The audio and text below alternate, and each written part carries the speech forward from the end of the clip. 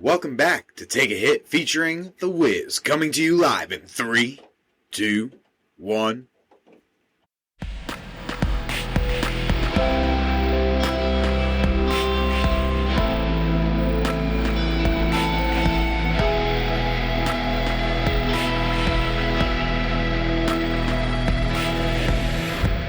Hey guys, welcome back to Take a Hit with me, The Wiz, bringing you another top 10 Game of Thrones style.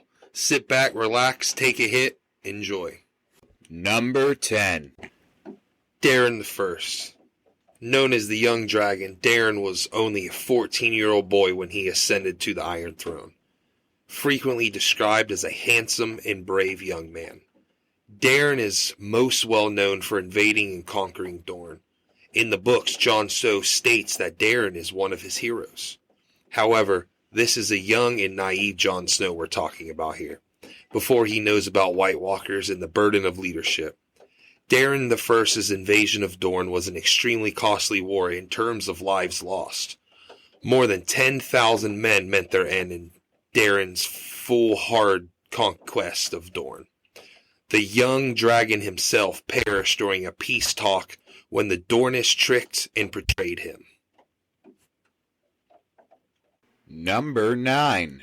Baelor the First. Fans of the show know Baelor the First by the Great Sept of Baelor in King's Landing. This sept was named after Baelor the First, also known as Baelor the Blessed. Baelor was a godly man, and many of the small folk remember him for his fondness.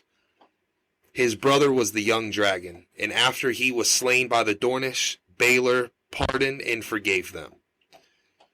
Humility is all well and good until it prevents you from ruling your kingdom. Baelor eventually imprisoned his own sisters in order to keep them away from the eyes of men, one of them being his own wife. He outlawed pleasure houses to the dismay of many in King's Landing. In a final fast himself to his own demise, not eating or drinking for 40 days until he passed away. Number 8. Robert Baratheon. Robert Baratheon might not have been the best king to grace the Seven Kingdoms, but he made it into the list purely for breaking the Targaryen dynasty. Mad King Aerys II of House Targaryen was a monster.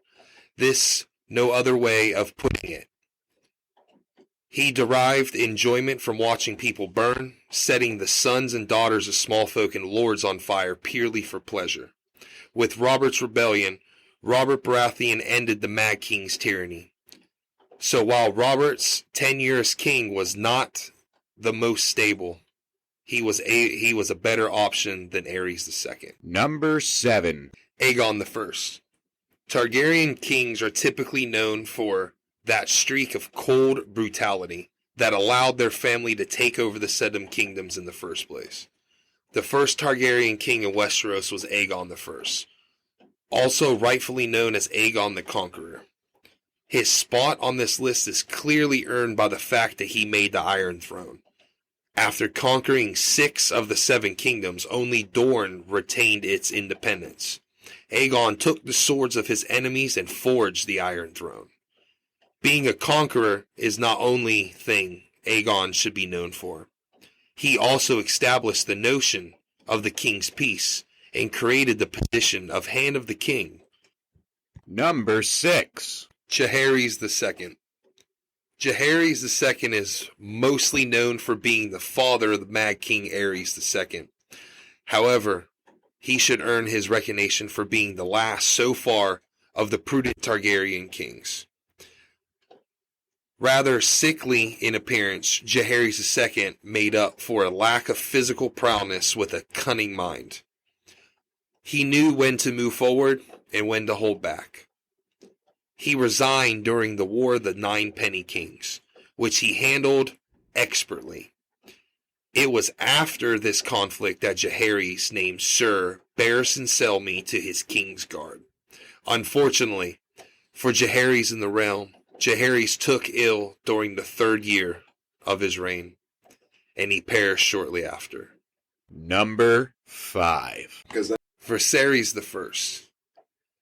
Viserys I does not fit the typical image of a Targaryen king. He was known to be plump and pleasant, more inclined to be generous than not. Viserys was lucky enough to inherit a peaceful realm from his father, Jaehaerys I. He was a forward-thinking king, while well ahead of his time. When his first wife passed away during the birth of his son, he elected to name Rhaenyra, his daughter, his successor instead. Kudos to him for trying to change the ways they are. Unfortunately, memory of his actions is tarnished by the fact that Rhaenyra and her half-brother Aegon II, Viserys' son, under a second marriage, started a Targaryen civil war known as the Dance of the Dragons, fought for the Iron Throne. Hey guys, it's The Wiz. I know we're halfway through the top 10 of the best Targaryen kings. So I'm going to introduce a paid-for sponsor by TRT Productions. Mountain Man, it's all yours, buddy.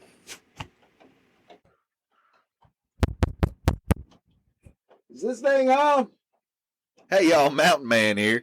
Just want to bring you a quick update on today's sponsors for today's episode. First we got K, just the letter, not the name. He can be found on Instagram at conquer_Kamuer. That's spelled CONQUER_KAMOY. We also have one of our favorites, Nugs Bunny. We frequent there. If you check out our page at theroundtable_757, you can go ahead and see a lot of what we end up getting from over there, bud. So let me tell you, man, you go ahead and check them out on Instagram at NugsBunny757.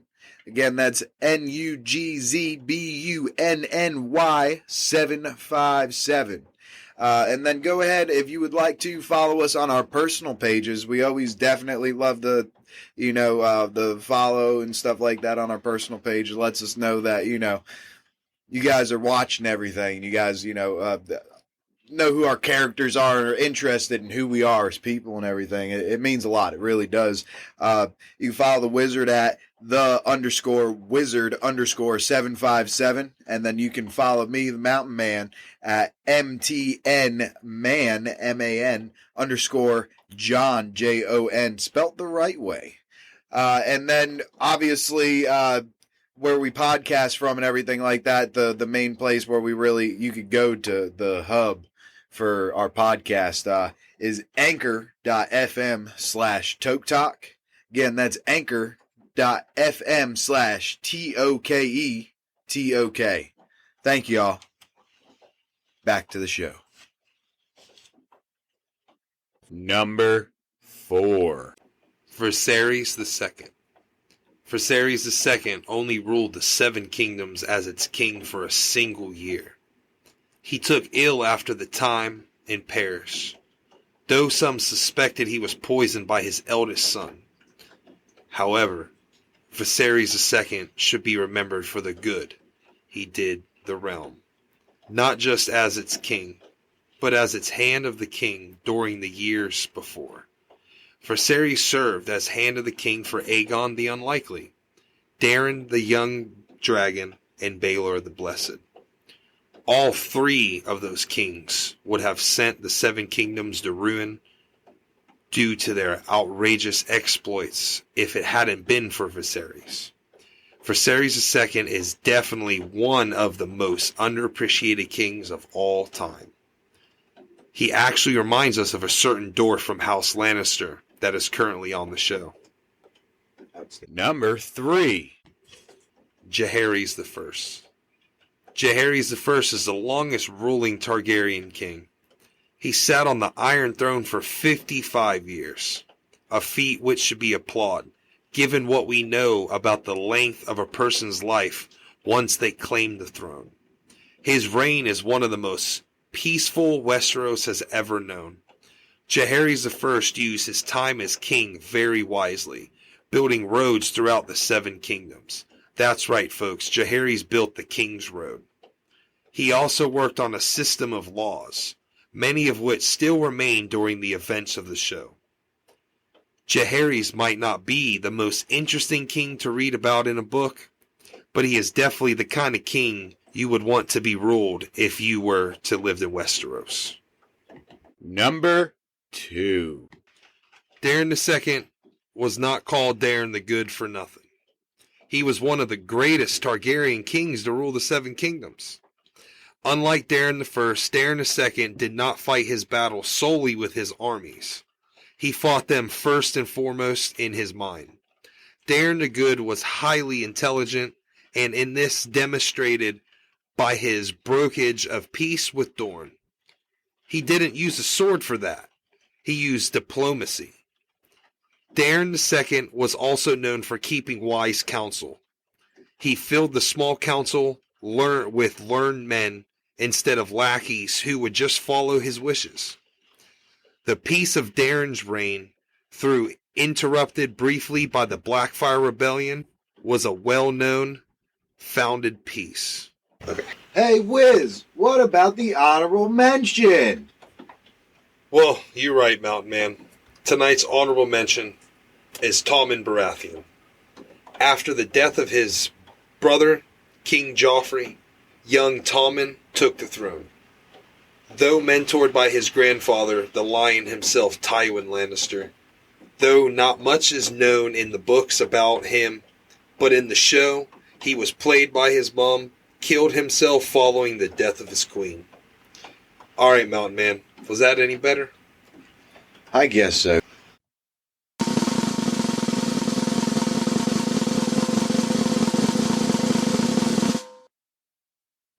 Number 1. Aegon V. Aegon V was often called the Unlikely, because he was technically fourth in line in the succession. His 2 eldest brothers perished, and they would have been terrible kings anyway. The third brother, Aemon, became a Maester of the Citadel and refused to take the Iron Throne. Thus, Aegon the Unlikely became king of the Seven Kingdoms.